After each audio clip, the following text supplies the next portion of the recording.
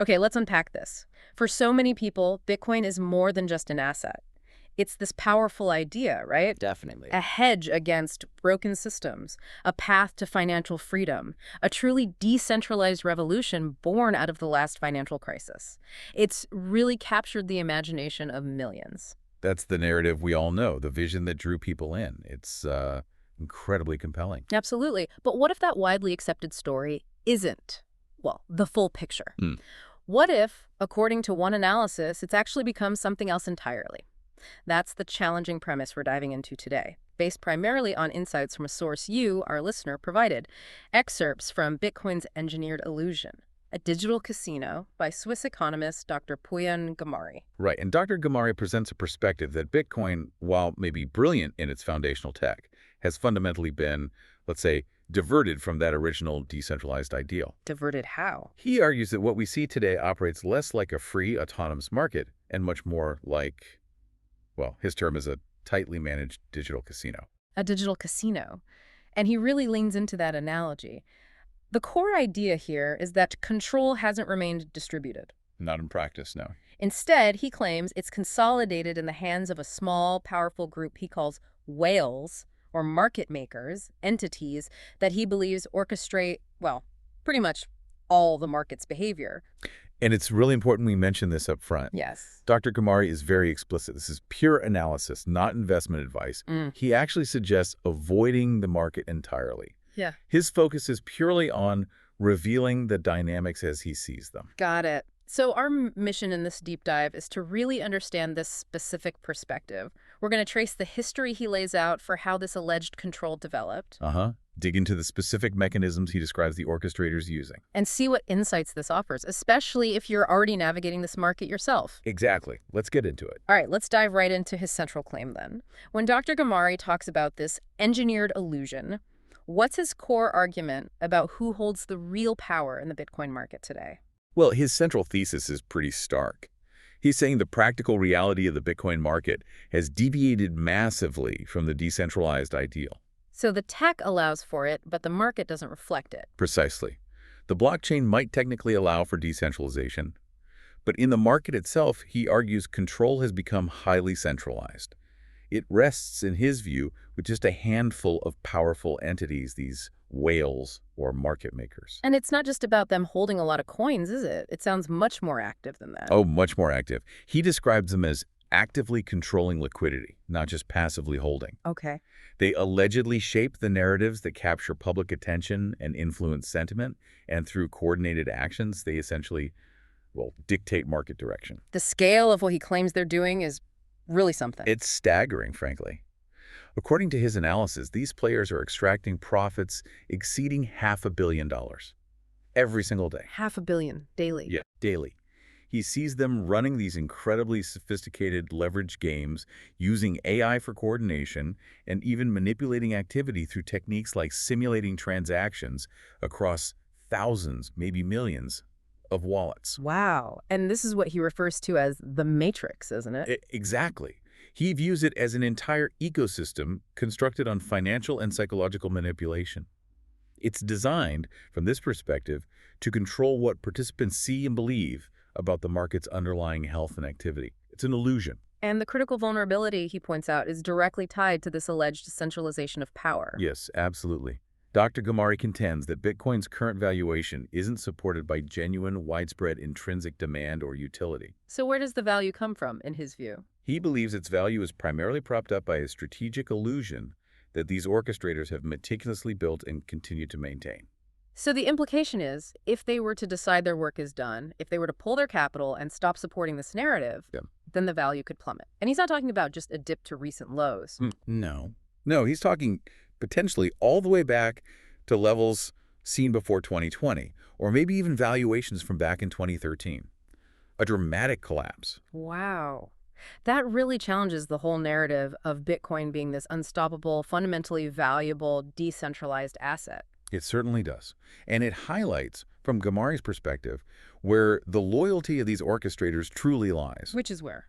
Not with the decentralized philosophy, not with the retail holders who believe in the dream, but purely with maximizing capital accumulation. Right.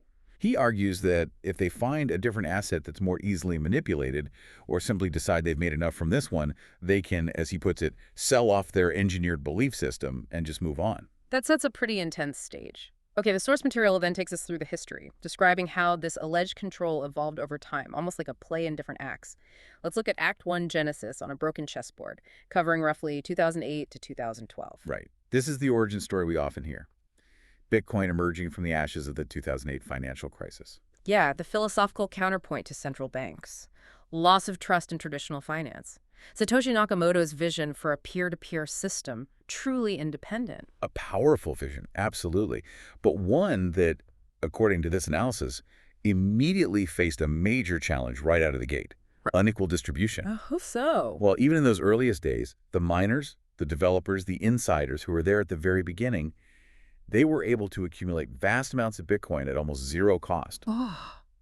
Ghamari refers to them as establishing a permanent shadow class with disproportionate influence from day one. So even though the blockchain ledger itself was transparent, you can see transactions that didn't translate to fairness or distributed power in practice. That's exactly his point. The transparency of the public ledger didn't equal transparency of strategy or, power distribution. Right. He argues manipulation was present even then, though maybe less sophisticated. Like what? Things like wallet fragmentation, splitting massive holdings across many different addresses to hide the scale. And staged transactions were, in his view, used to obscure the true size of holdings and inflate the appearance of widespread activity.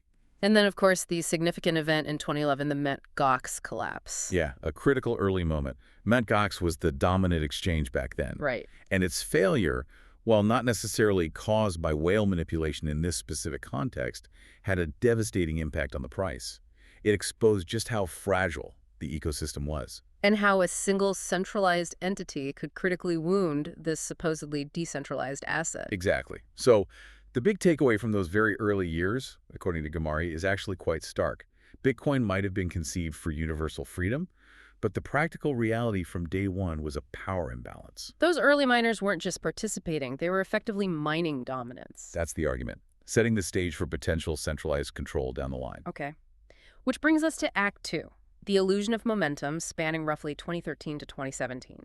After the initial shock and recovery, the price started climbing again. Right, and that momentum really began drawing in everyday retail participants, people seeing the price go up. And this is where the manipulation techniques, particularly on centralized exchanges, started becoming much more refined, according to the source. Yes, definitely. Spoofing is a key tactic described here. Explain spoofing again. It involves placing huge, fake buy or sell orders on the order book, often far away from the actual trading price. The purpose isn't actually to execute the trade, but to create the illusion of massive demand or supply, basically to nudge sentiment.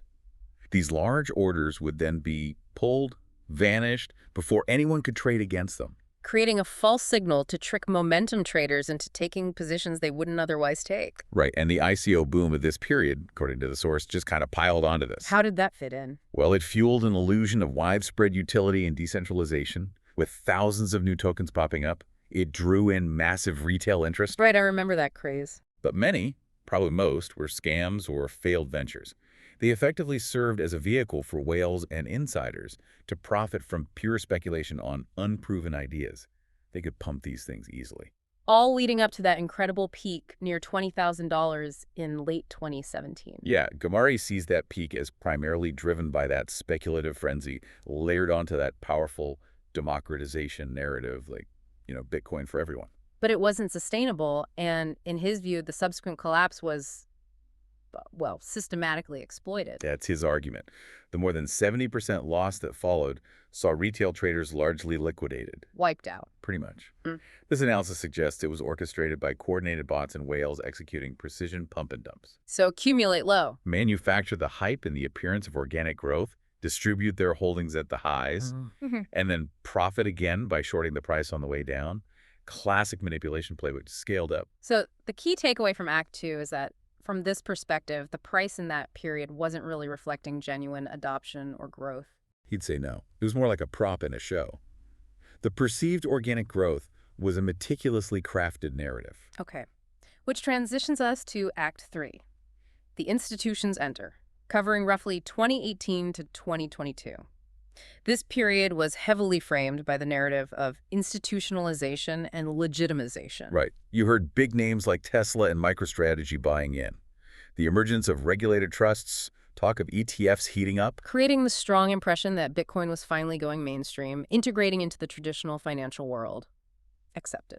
But the reality behind that facade, when you look at the on-chain data, according to this analysis, Yeah. it was quite different. Tactics like self-looping transactions apparently became rampant. Remind us what that is. That's where large holders move Bitcoin between their own wallets, right? To make it look like something else is happening. Exactly. They're simulating massive inflows or outflows between wallets they control.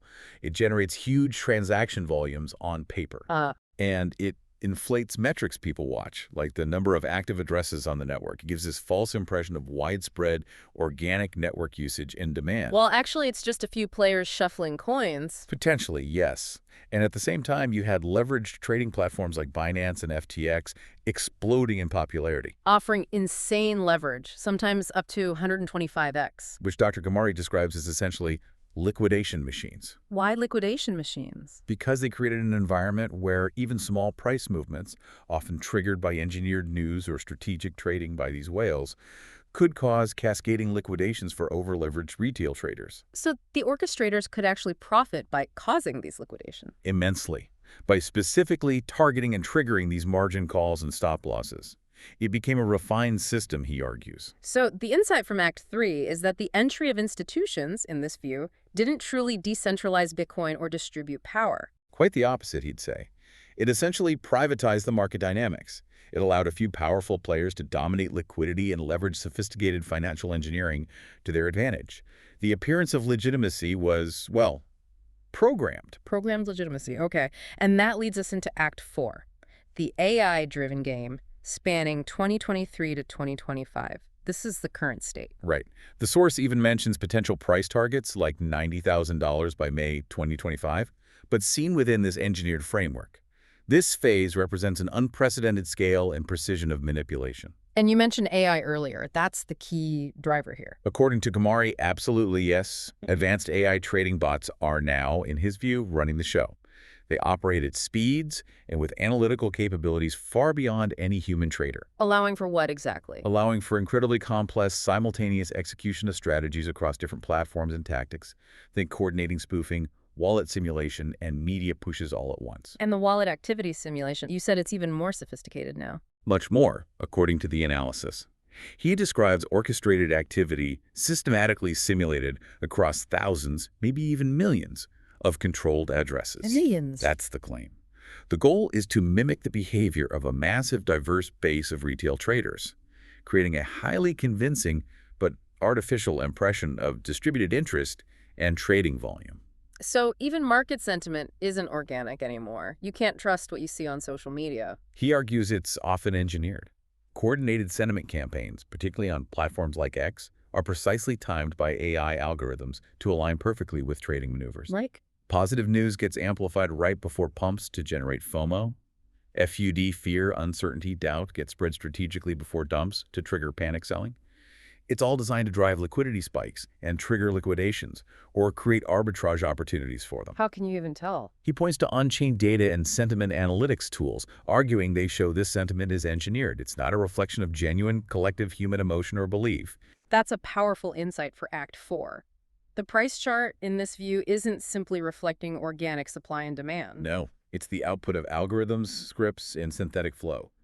The entire market, he suggests, is running like a simulation controlled by AI. Which brings us to Act V. The endgame unfolds, looking ahead towards 2026-2030. In this perspective, Bitcoin's future is incredibly precarious. Yes, and tied entirely to the continued interest of this small group of orchestrators. Dr. Ghamari suggests a price of $500,000 by 2030 is plausible if they stay involved. But it sounds like he doesn't see that as a reflection of inherent value. Exactly right. He argues that even such a high price would still be based on engineered scarcity and carefully controlled narratives, not widespread, sustainable utility. The fundamental risk remains the potential for a massive collapse if these orchestrators decide to pivot. Pivot to a new asset or market. Exactly.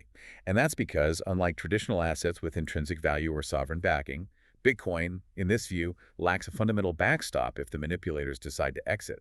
What does he mean by backstop? There's no government guarantee, no underlying productive asset-generating yield. Even the digital gold narrative, the store of value idea, Mm. he argues, is something cultivated by these very players.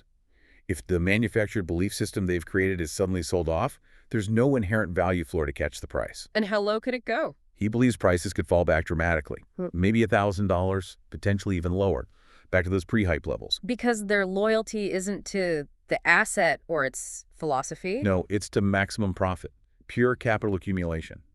And they'll move to whatever offers the highest upside and most manipulability, whether that's tokenized real-world assets, new protocols, who knows what's next. The key insight for Act V is chilling, then. From this perspective, there is no fundamental floor to Bitcoin's price, only manufactured belief. And belief that is owned and controlled by others can be liquidated at any moment. Okay, so how exactly do they execute all this? The source details the specific mechanics, the tools of this matrix. Let's look at some of those tactics. First, spoofing and order book manipulation. How does that actually work in practice? Right, as we touched on, it's about placing those very large fake buy or sell orders on exchange order books, But not where the action is. usually placed far from the current price, deliberately outside the immediate trading range. Hmm. The goal is purely visual, making it look like there's huge demand just below the price or massive supply waiting just above it. Which influences other traders. Exactly. It influences how traders place their own orders, sometimes luring them in. Then, crucial step, these large fake orders are pulled before they can ever be filled. So the trap is sprung? The trap is set, yeah. Hmm. And retail traders who reacted to the fake signals are now in positions that can be exploited by the orchestrators. So if someone is looking at an exchange, how can they spot this happening? Is it possible? It's tricky, but you need to use tools. Order book depth trackers or heat maps, things that visualize the order book activity over time. And look for what? Look for those very large orders that appear suddenly and then disappear rapidly without ever being executed, especially if they pop up near key price levels that seem psychologically important, like round numbers. That's often a sign of spoofing, not genuine buying or selling pressure. Okay.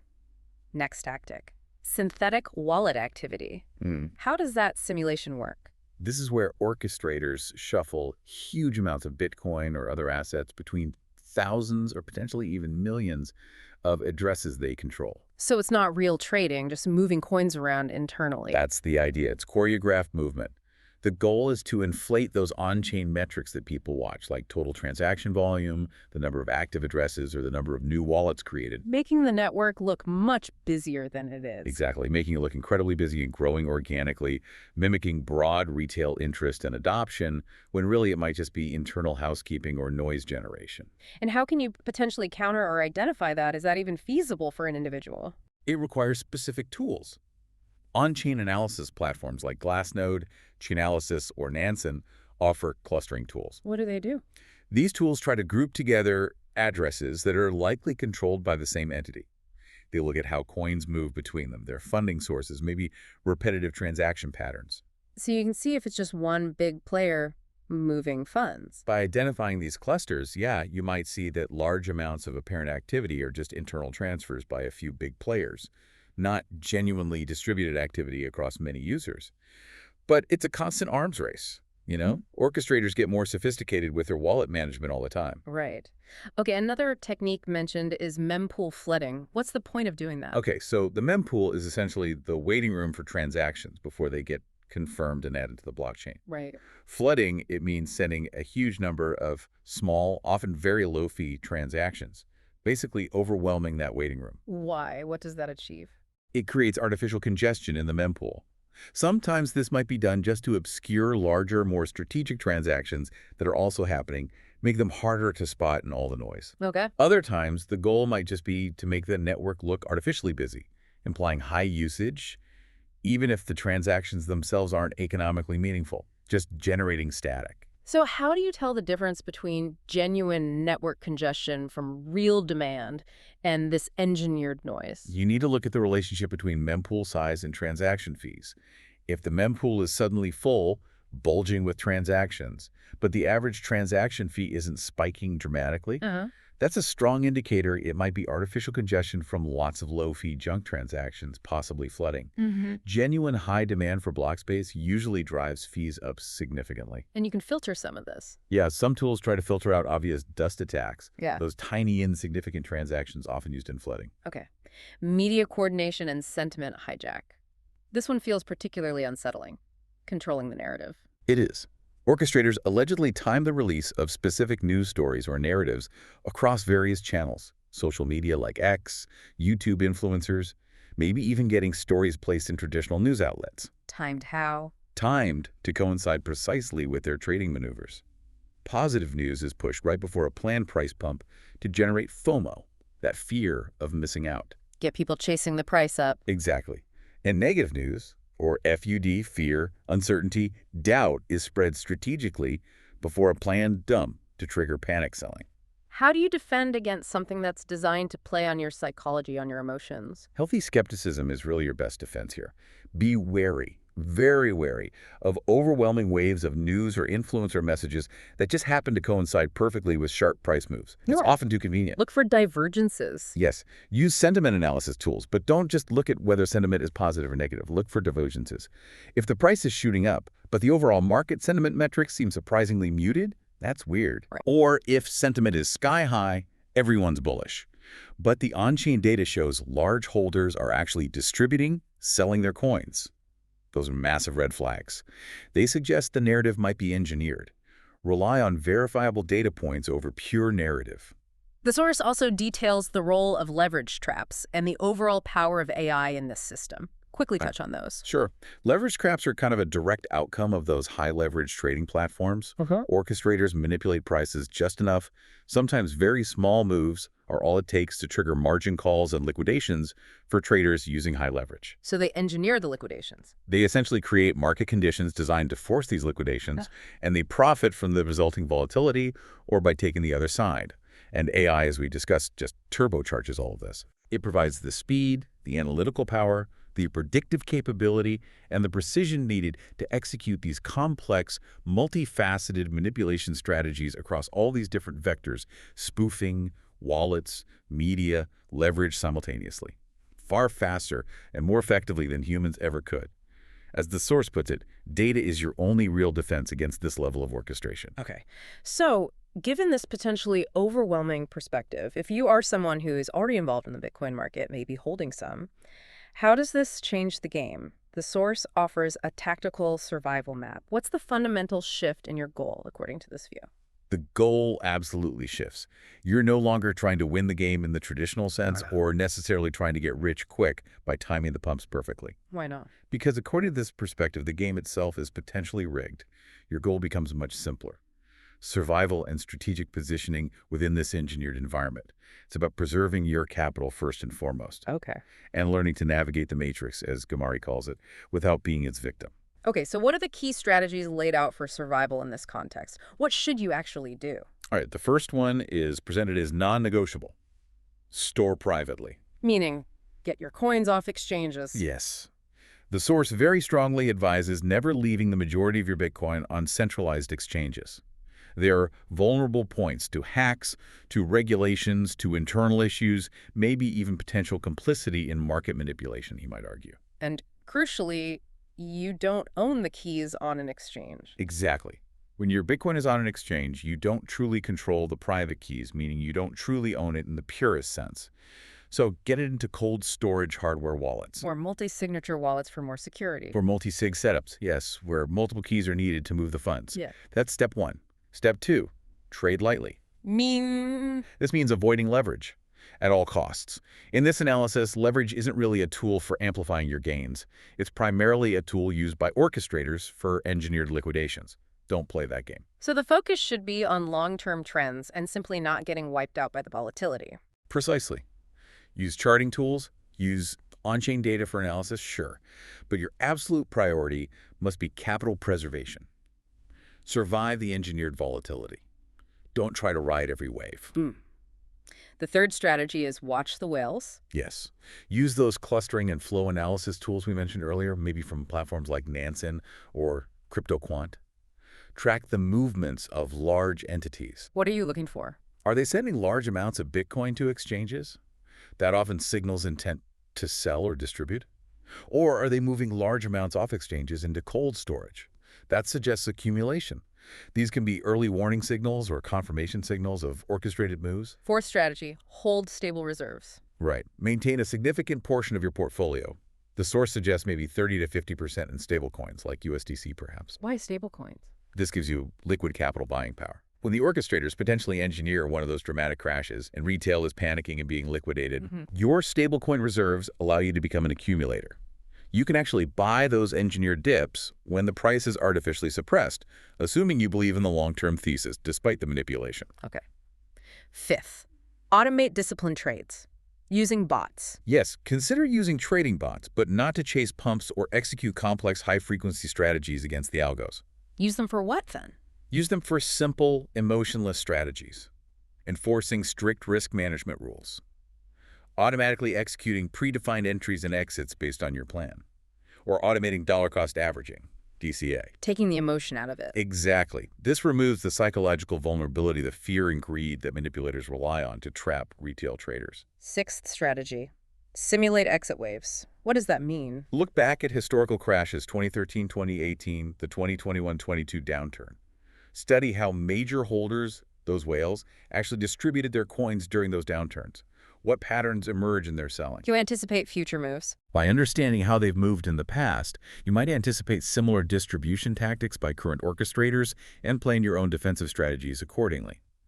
The source emphasizes that patience during engineered crashes is your ultimate weapon. Don't panic sell with the crowd they're trying to create. Okay. And there's a strong caution in there, too. A very strong caution. Ignore influencers.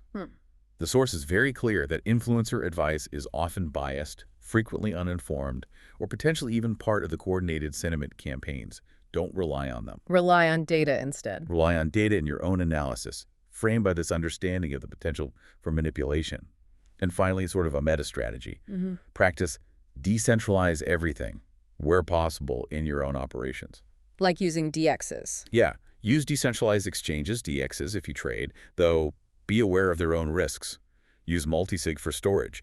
Maybe even consider running your own Bitcoin node to independently verify transactions, rather than relying solely on third-party block explorers. So the aim isn't to beat the orchestrators at their game? No, you probably can't. The aim from this perspective is to understand their tactics, navigate around them to survive, or simply choose to opt out if this whole picture seems too risky or distasteful.